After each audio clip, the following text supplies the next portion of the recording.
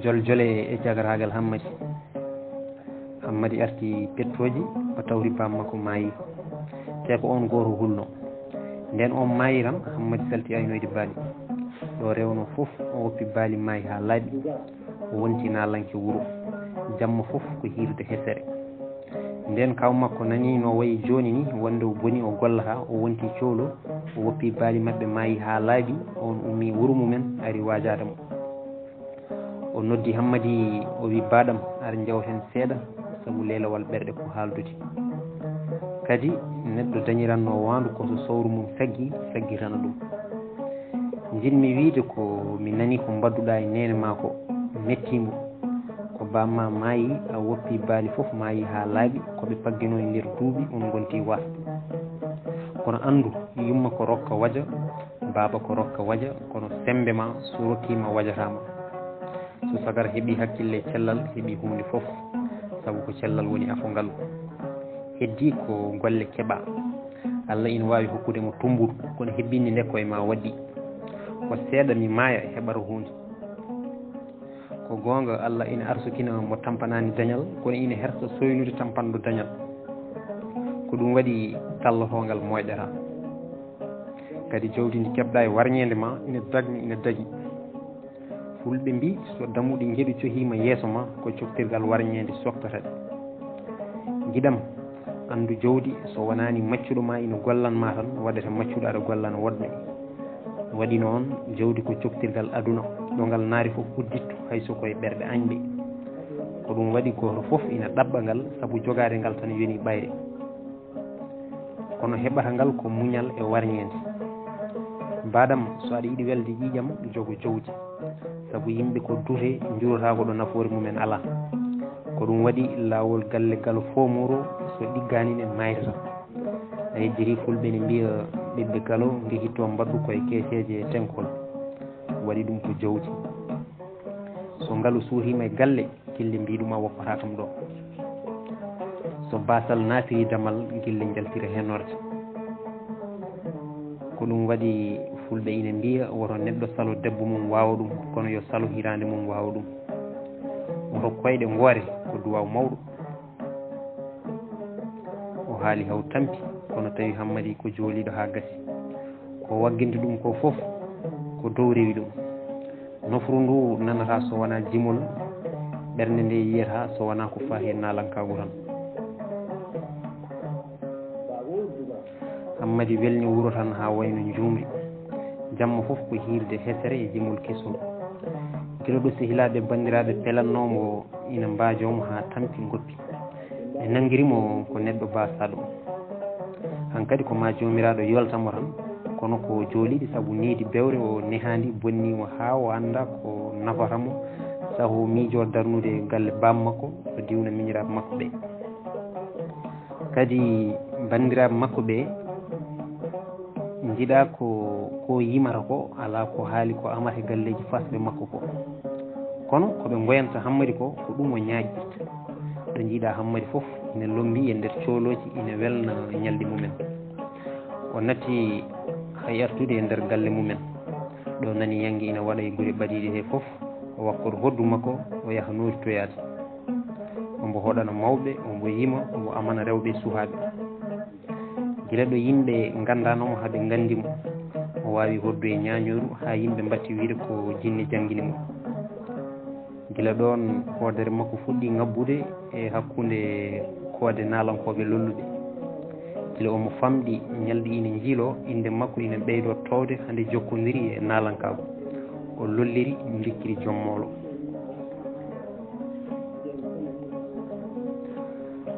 o homtori nalankago makko haw watti wiide ko kanko woni sarif nalankoɓe kala nalanke garɗo e sahitayi ina yiiɗi wadde hirde alay saago famodira e makko hokkamo ko soodi timmi wonti kala nalanke garɗo ɗon e wuuro he o nelaɗe mum cooloji makko yo nanggoy ɗum haadaji so hokkaniɓe so waɗi hirde tan kamɓene ɓe mbaɗan hirde e sara mum ɓe bonna ko yimanno so hokkiɓe ɓe jaaha ɓe cooda hen timme e sukara ɓe mballa ɗum ha hirde mum weela nden ɓooyi nalankoɓe fof gandi fiyaku hammadi e cooloji mum waɗi sahaa nalanke goto hene wiye julde lollirɗo julde weele jibinde weele miññude e on sahaa julde ina dari e hakkude cagatagal mum ina joli ina nawdi ngari e ƴiƴam mbaaji e yontede timmude e sagade silade e ley silade wawde yimde e amde welde dande e mandade lollude e wawde lollinde so manore so yennore darande makko tan ina fooɗanomo yiɗɓe ala ko haali nde o yimi walla o ami nden o nani Hammadi hatti nalankoɓe ɓe foof yimde ɗon e wuuro he o ummi guure goɗɗuɗe o ari gam ittude pompe Hammadi ɗe o holla ɗum ala ko wawi e nalankagu ngu nodditto ngu o jippi gorko ina wiye Dulo ko galo tedduɗo nde cohloji Hammadi tini garal julde ɓe jeehi nangoyde mbo haadayi julde sali hokkudeɓe wi ɓe jeehe mbiyon Sarif moon komi koɗo mum yo ar o salminami o addanorami haadayam ɓe kooti ɓe kalani Hammadi nden hiiri dikiri ñanti tekke mum habbi lefol boɗowol e tiinde ɗisi hen sigi ndaw ngati jarrugal mum sowmi e cohloji ñañoɓe ina cawdi ɗum ina nangoye haadaye mum to julde Sarif ina yabɓa ina daɗɗita ina ñaaƴa haaɓe jetti julde ummi dari totti Hammadi junngo eɓe calmodira ñañoɓe ina dasa juuɗe e tufde ɓurde welde nden julde yi o Sarif e rewoɓe mum o tawi kamɓe foof ala en jettiɗo duuɓi nogas kono ñañoji mabɓe ɗi ina ɓendi eɗe beeli ha ɓurti kono hankkadi o haali ko addimo yimɓe foof nani o wawa ruttirade konngol makko o doni e jalkiddeɓe o ronki nangude hoore makko e jaleɗe ñantugal Hammadi ngal kono omo andi ko nguɗo cuus gaccagu nalanke jogorɗo wonde o ummotto nde lolla o wi ko an woni Sarif o Hammadi wi ko min woni dikiri joom mawlo Sarif wuuro ngo garmi ko salmindema e ɗabɓude haadayam julde jaali wi min noon ko nangudema haadaye ittumi guila guure amen dikiri ina haala ina amna koyngal yecciti e yimɓe ɓe ina leemo ina moosa o wi nde wuuro ngo ina jogori welde hande ina jogori welde jamma hande belgol ngol yejjirta he aduna julde wi mbiɗa sikki ɗum Dulo deyi koɗo mum wi famodire mabɓe tan dokkaɓe koɓe coodi goro ɓe jaaha julde sali ha woni ɓe mbi tawde o jogui ko ñañowo goto enen mbaɗen ñañoji tati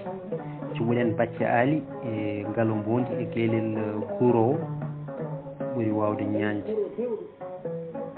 ɓe pewni ñañoji mabɓe ɓe paadi ha julde doori toon hirde mum guure ɓadiɗe ɗe foof gaari noritade hirde julde nde rewɓe keeñi defti kirade mumen law nden yeehi ha yimɓe kirti julde doori hirde mum ina yima ina ama Hammadi en gacci ha hirde julde nde fuɗɗi welde ɓe gaari ha e sara julde en ɓe peŋi ɗon hirde mabɓe bacce e galo e guelel guurodiri koye ɓe tuggi tufde wootere ɓe daasi juuɗe ñuñago majji seeki weeyo dikkiri joom mawlo eri on dande mum nde hono mum e belgol ala e on yonta ombo yima wuuro ngo kono hojom tawi dande makko nde fooɗi noppi yimɓe julde ɓe mbatti yeeƴade e heɗade dande yimore nde kelle rewɓe foɓɓannoɓe mbatti lurde saabu ɓe mbatti heɗade dande Hammadi nde ɓe donki foɓɓude ko yuɓɓi fulɓe ina mbiya so nalanke gamowo gooli wuuro ko foɓɓoɓe jeeɗi ɗon e ɗon cuhlon wuuro dogi ɓayi to Hammadi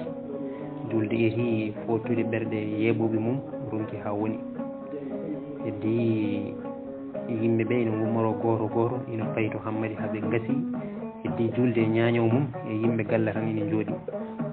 julde darti e gamri fosi hirde makko o jooɗi ombo heeɗo dande Hammadi nde ina seeka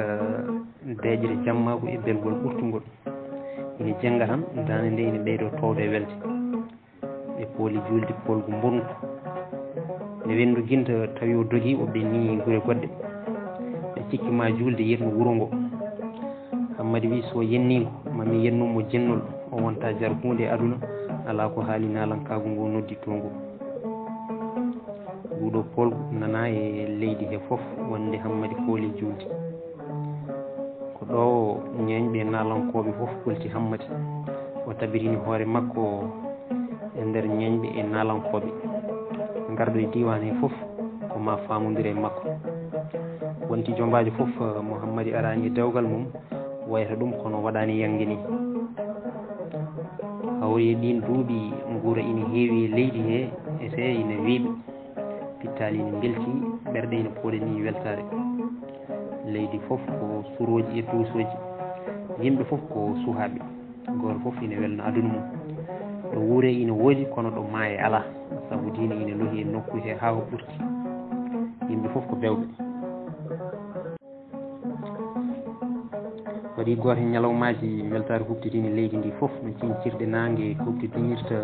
jogli ni tumandi jomiraɗo hokki amiru mabɓe ɓiɗɗo nde wonno o leeli dañde ɓiɗɗo haw fefti dañde ɓesgu caggal ɗum Allah weltidirimo ɓiɗɗo yimɓe e bandiraɓe sehilaɓe fof beltodi e makko oɗo beela foti mawnude moƴƴuɓe leydi ndi fof gaari hawrude e inde nde gam weltanade amiru hirsi gayi e jawɗi ha keewi rewɓe amiru nelani Hammadi nden Hammadi heeɓi nduɗo noddandu ɗum mawni e makko sanne sanne o welti ha ɓurti ombo yaaha omo miijo min Hammadi rewɓe amiru nelanami yomi ar mi hawra e inde ɓiyu men min Hammadi hay dammude galle amiru gudditinama yeesam mbiɗa jabɓe o galle joni dey ɗum yoni yiɗede ni e wondemi nalanke mawɗo yo ñeeñɓe nalankoɓe nden koye mumen so eɗen jiiɗi hisde o mooɓi cohloji makko o wakki hoddum makko e ñañoru makko o yeehi hawroyde e inde he o ari o ñalli hoɗande amiru e moƴƴuɓe leydi arɓe tawtorede e oɗo beela nden heeri rewɓe amiru ɗaɓɓi yo Hammadi waɗanɓe hirde Hammadi wi mami waɗa noon hirde mi yima mi ama ha weela mi ñaago Allah yo wurnan amiru amen oɗo ɓiɗɗo o barkina ɗum hokka ɗum miñiraɓe e rewɓe e worɓe Hammadi doori hirde mum o fuɗɗori yimde rewɓe amiru o amaniɓe rewɓe wuuro ina catambo kelle ombo leewo o wi buleɗam lebbi nayyi ina gondi e nder galle iɗi pilti nangue leydi hakkude batu welɓe yiide korel no butelaji ɓe guite lelli ɓe daaɗi tawdi ɓalli ɗaati nandi e wiri jooyo lele kanŋe cuddi neɗɗago teddugal ina firli nder galle jeewo jaam ina tunganma bawɗi ɓesgu jencine ha nanda e coddi cayɗe cerkite ha nanda e koode kammu nden Hammadi doori hirde nde e nder galle amiru rewɓe wuuro fof gaari ina koɓɓana ɗum ina jima ina gama no dande nde way welde ni debbo ɓesɗo ronki jooɗade nder suudu o alay saago o yalta o yeehi hirde nde e jima o o ƴetti ɓinguel nguel o ari o dari e fijirde he rewɓe amiru taroɓe rewɓe amiru taro woɗɓe ɓe gaari cawdimo Hammadi yetti guyel ina sooma e caggi o andi ko ngel ɗo inna hande o wayliri sawru mbaggu omo yima tigguyel ngel yo rewɓe ɓe jaɓanmo ina mbiya e keccel laaɓa juuɗe omo ama rewɓe ina poɓɓanamo o toƴƴi dande e keccel laaɓa juuɗe sa yontir nadde jangde gaddanɗa paɗe tuuba gaddanɗa wutte moƴƴo naweɗa janguirde laamu jangga toon bindi mawɓe aɗa jaabo namde ceerɗo mbiɗa almudu moƴƴo ha gayna jangde maɗa ha jalta gando mawɗo sa yalti janguinowo darna janguirɗe kewɗe majjere doga yalta leydi sa yaari koninkagu ndena hoolare leydi kono yima fonda koyɗe jabbo jamiroje maɗa sa yaari gande remru golla ha guura heewa masiŋaji ina jarna leydi ilna baltirɗi juɗɗi ɗi joppira banggue maayo ɗi joppira jeeri mawdi ngaalu heewa guura weeɓa basal doga yalta leydi sa yaari doctoragu ndiwa ñabbuji bonɗi sa yonti wonde lamɗo ma taw waɗa heewi yiɓɓe sa haali yimɓe poɓɓa ñagonoma judde balɗe jomam woro soyni jekki ya jaabo ko ñaaguimami ndene kam amin ndene kam amin ndene kam amin ɗamal Hammadi hammadi wonti nalanke weltidi baali mum ɗi maayi haɗi gasi o wonti basɗo kono nalankago ngu honi mbo o miijaki hay faggirade baali goɗɗi o jooɗi tan omo yima omo ama omo e ndeɗo weltare aw nani suho debbo nantude inde mum ina wiya Coumba Garba ina diwɗi ɗon e nokku he diwo o ko ɓiggalo tedduɗo e nder gorol mum kadi ko joɗɗo jontaɗo kadde yontede ɓiɓɓe lamɓe e alɗuɓe fof nooti ina ƴama ina poɗodira hammadi noon no feeñi o nalanke puɗɗotoɗo lollude o wona ɓi galo o wona ɓi lamɗo kadi nedi ndi o nehandi bonnima haw wonti coolo ha ɓurti ete ko basɗo mo himmirirani dañal yantude kadi ombo lolliri hulde reedu te fulɓe jiiɗa kulɗo reedu kono ɗum fof e bonde hammadi ina wondi e komte ha ɓurti ha mbo sikka hay soko lewru o yongi o heɓat saabu nalankago makko ngu ala ko haali debbo ombo hooli hoore makko ha ɓurti wonde kala nalanke mo rendi hirde o foolat ɗum so jimri so gamri so haala kala keɗiɗo hirde makko yiɗanmo ɗum ko gonga mo fiiɓi e ɓernde makko e yimɓe gonɗinimo hen ko yino e nalankoɓe on yonta foof ko kanko wayi komte nalankago ngu jejjirinimo dendagal ustare makko nde wondi nde nden oɗo suhu debbo jontaɗo diwɗi hammadi yeyni wonde ko ƴamowo o diwo jontaɗo yimɓe makko caali ɓe mbimo mbasɗo yandu hoore mum saabu sa naahi e ƴamal he a heɓata koyna hoore ma hammadi sali feere yimɓe mum guila e yiɗɓe ha e bandiraɓe ɓe kaali haaɓe tanti o sali o rendini cooloji makko yo ɗoftumo ƴamoyde o duuɓi comci o ñanti o ɓitti moolo makko mbo tuggi sowru paray sewal ndu ala bagi hammadi ina footi fulla e fayida ha ɓurti ndikiri ina ƴeɓa ha ɓooya kadi o waylira jaɓɓal o watta daɗɗidde ha ɓooya kadi o wayla jaɓɓal e wicca omo laysilo so ferguitima o filta o wiya hoore makko dow ne faw cooloji ɗi gulla e yiyoma ndikiri joom moolo o wiya jaɓɗo ko mooriɓe kaali caliɗo ko moodiɓe kaali cooloji ɗi gulla e yiyoma ndikiri bandu sira o wiya kume ha baaji keddo o wayno sowru para sewal ndu dow ɓe mbiya ndikiri bandu sira jontaɗo yahata goto hammadi ina yahranne ina waylira jaɓɓe haaɓe jetti ɓe calmina ɓe bisma ɓe jooɗi kono anda ni ko addiɓe saaha ande hen ƴamoɓe joom gallen ɓe cikkiɓe tan koye sati cooloji garɗi nootade beelammo ƴemal ngal ɓe jeɗana ndiyam koɓe looti hammadi maladu gacci ummi fayi tarode ina looriyo o hawri e goto e gorgilaɗe diwo o ina wadda e leɗɗe ko defiri hirande ina ronki helde ɗe o yecciti o yi hammadi ina ara o noddi ɗum yo wallumbo feccide leɗɗe ɗe kono o andano ko hammadi woni ƴamowo o sifanno tan ko goto e cooloji garɗi nottade gumba e ƴemal ngal hammadi hersi salnade isom kadi yiiɗi holludemo sembe o sali ƴeftude jambere o miiji yabɓude leɗɗe ɗe tan o helaɗe beele so isiraɗo yi ɗeɗo sembe ma ɓeydo hoolademo saabu neɗɗo foof yiiɗi hokkude ɓiyum ko gorko joom sembe o ƴefti hen leggal o yabɓi o soƴƴiri ngal doole ngal heeli o yandi e maggal o ummi kadi o ƴetti gongal o yabɓi kadi o yani han kadi o wuuli o warñi o ƴetti gongal o yaɓɓiri doole o yani isiraɗo o ari nanguimo wi yoni han kadi a tampi ɓinguelam hammadi wi mi aadini Allah kanƴe foof mi helande isiraɗo wi ɓinguelam ƴeftu jambere a tampi hammadi sali hiiri ɗon yande isiraɓe ɓe ina jaala nden ɓe jiino tampiri ni ɓe gaddanimo jambere o fesiri leɗɗe ɗe ha becce makko kaaɗi o ɓenni tarodde o loori o arti o jooɗi ɗum foof dey ɗoftoɓe makko ina paadimo nder suudu tinani ko wadda ko foof ɓe jooɗi ha gueƴo joni hammadi neli yumɓe mum yoɓe jah ɓe jiide yummum diwo ɓe kalan ɗum ko addiɓe ko ɓe mbi tawde ko diwo garɗen jamde jiiden e makko taw ha ganden feere makko hammadi wi ala hoto kuule jeeheram mbiɗa hooli on ene yiɗimi hulmi ko isiraɓe ɓe wotoɓe salade kono diwo kay koolo ɗe jeehi to ɓesiraɗo debbo o ɓe calmini ɗum ha saɗi joofi ɓe mbi minen dey ko jaam addi min gaayi ɓesiraɗo wi yo Allah ɓeydu jaam ɓe mbi addi min gaayi ko haaju daguiɗo mo neɗɗo foti ɗaɓɓirde pasu mum ɓesiraɗo wi ɗum ene moƴƴi bisimilla moon ɓe mbi ko Hammadi Coumba min ɗofti gaayi ngam ɗaɓɓude junngo ɓiyo noon Coumba ɓesiraɗo wi holon Hammadi Coumba ɓe mbi Hammadi Coumba mo suhaɓe ɓe mbiyata Dikiri joom moolo ɓesiraɗo wi Hammadi Coumba o futtiniɓe guite ɓe tiri koye ɓe paayi ɓe mbi Hammadi Coumba ɓesiraɗo o furƴini wi onon gonduɗon ko famɗude haajuji Hammadi o colɗo cohɗo mbo ala hay ko ñammini hoore mum mbiɗa hokka ɗum ndiyam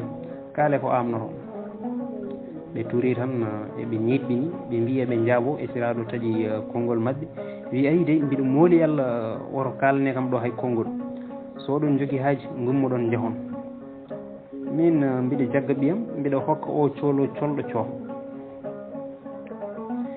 nde hekoɓe kalata ko foof Hammadi ne jappi nofuru ene heeɗi koɓe kaali e koɓe jaaba ko foof o segi tan ha o ɗeɓi fusi o ronki muñde ko nani ko o ɓamti dande makko nde dow o wi hol mbiyomi toon colɗo coofɗo somi wanno ñiiƴe mata raddoreeru kam min mi wona rawandu raddo saago mbiɗa hokkire debbo saabu ñiiƴe Hammadi laawi suudodi e ɗoftoɓe mum ɓe geddi hirande ɓe kotiri jamma Hammadi ina duhoran ina hamto ina askina hoore mum ha ɓooya kadi o hiwto o woya o yankino yaasin so ɗifti kadi ɓe ɓenna ɓe goniri noon haaɓe jetti wuuro mabɓe mbartagol Hammadi nden Hammadi hoynama e ƴamal mum arti nene makko ina duho ina woya ha wimo hanino mi jibinanima yo jomiraɗo foof hokkam e mamma neɗo mo ni needi bondi kandima wonde neɗɗo hatma jogade hakkille an paggarɗo gacco Hammadi e mamoyam yo Allah yurmama guila ñande maaje tammi fittanduma e ceesele mum oole ɗe ganda yurmade dusiriɗa gonɗi e gulali e ɓerɗe cuuniɗe jeese ñirɓiniɗe keddimi e aduna no jullari yorde nde ɗaminaki jurum e jungo tenowo joom jambere sa wurno hande ɗe mette foof jettotono komi eyo ndeke hay an nene a yiɗa kam o wiitori e bandiraɓe makko rewɓe duhu sokku eɓe jennotira eɓe bappaño makko mbi Hammadi sa haali ɗo konngol gotol min tiima ha maya Hammadi dari ŋaaɓi hunuko woni e foɓɓodirde juuɗe ene wiya ndeke onon fof on jiiɗa kam mawon mbeeru yiide mi felliti wartade hankkadi fotama yamirama ñawama gasi fotore hawri e yamirore balɗam gasi joni kay gaño dañi sago mum ko mbayel nene makko wi hanino taw mbartiɗa ko adi ɗam ɗo koyeram yetta hima kono ka kulɗo reedu a suusa wartade Hammadi wi an kay jooɗo tan a waasi ɓiɗɗo mami warto bartugol bongol yiya ɗum ne ko joni ɗon tan Hammadi ummi dogino doole mum ponno fayi ladde omo wartoyo kono yimɓeɓe ene gandi Hammadi ala ɓernde wartade ɗum waɗi hay goto abbaki mo Hammadi dogi ha caggal wuuro dari tiri lawol wuuro o yiyani hay goto ina abbimo o dari omo miijo holno wartorto o woni e hoynade leɗɗe ɗo mbo wiya mbiɗa yiiɗi wartade joni joni kono mi wawa ngabbude ɗo e leɗɗe mbiɗa gaañi hoorema mere taw mi mayata min jinmi mayde koye nder majal gotal beele mbiɗa wasa tinde musiki walla mi rutto galle mi addo e laaɓi mi wartoro joni noon holno mbaɗani o dari omo miijo ha ɓooyi o wi a mi yiiti feere moƴƴere no mbartotomi bartugol ɓuumgol mi maya taw mi defaki fittandam ñande darga mi daro mi duwoyo Allah waram o warami joni gonga e gonga taw ko kanko defi wonkam ñande darga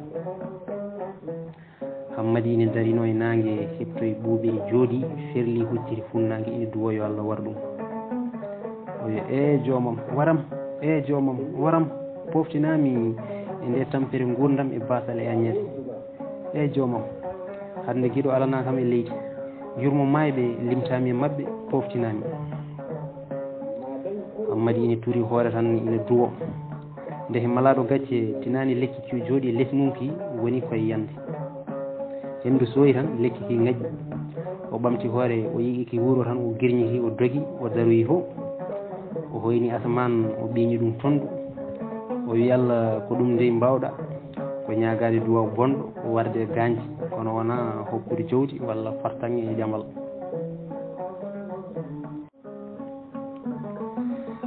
Hammadi dari ina woya ina ndaara laawol faade wuro haw so tawini mawɗo gooto ina ara ina abbimo mawɗo ko sehil bam makko gila cuhako Hammadi acci haw faandi yankini yaasi mum puyɗo mawɗo dasiron Hammadi ha becci mum kaali rok o fooɗi ɗum o fatiri wuro dikiri ina daase ina namto e daƴƴe coɓɓoƴi ina luuka ma acci a warto nde tawno mawɗo ina anndi Hammadi ko wiyata ina waɗa ko alana ɗum pellital ina weeɓi tefde sabu yiɗi tan kombo funtodiri ha daña no hotiri wuro o wi Hammadi mata wona jiɗɗa ko wartade Hammadi woppam ha jeeya mi wartoɗo joni o wi ara mi holluma no mbartotoɗa Hammadi hollam hami warto joni o wi mbaɗata ko ni ara war añɓe ma caggal ɗum sa yiiɗi mbartoɗa tawa woppani jalol caggal ma Hammadi ɗenƴi fuccini gisi ɗi mi wara de mawɗo wiye mbaraɓe ko woni hen mi rewna kanalanke Hammadi wiyeyi ɗum kay jedde fof ngala hen kono warde yimɓe min Hammadi mi wara de mawɗo wi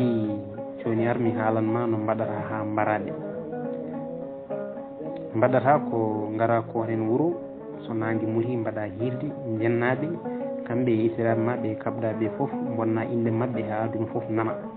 wona a hoyniɓe neɗɗo nantuɗo inde mum ina weeɓi yennude sibu kala ko mbiɗa ɗum ina yaawi sartade ɗum woni a wariɓe kadi a sotti tewma a sotti bande en caggal ɗum so tawi ko mayde ɓuranma gurdam sa yiiɗi mbartoɗa taw minen kam ma itti mine gacce kono sa wartima kay a hokki añɓe ma saago mumen Hammadi dari heeɗi ha mawɗo jofni konngol mum kanko Hammadi o suumi junngo e huno o wi woro koni ko nde feere moƴƴi koni a yiiti feere moƴƴere mawɗo wi ko ni nalanke habtorto añɓe e habdiɓe mum kono wona wiide ina warto Hammadi wi joni kay ko kalɗa fof mi jaaɓi joni kay a jarama koni a yiiti feere moƴƴere kono ganda guila joni somi yenniɓe ɓe peran leydi ndi fof mawɗo wi soɓe peeri yoɓe jaa Hammadi e bappaji mum deggodiri garti wuuro ɗum noon bandiraɓe musidɓe sehilaɓe ko ɗo katten hannde wonde so Allah jaaɓi jokken e hirde Hammadi nde eko woni yeeso mum so Allah jaaɓi noon Allah jarama on jarama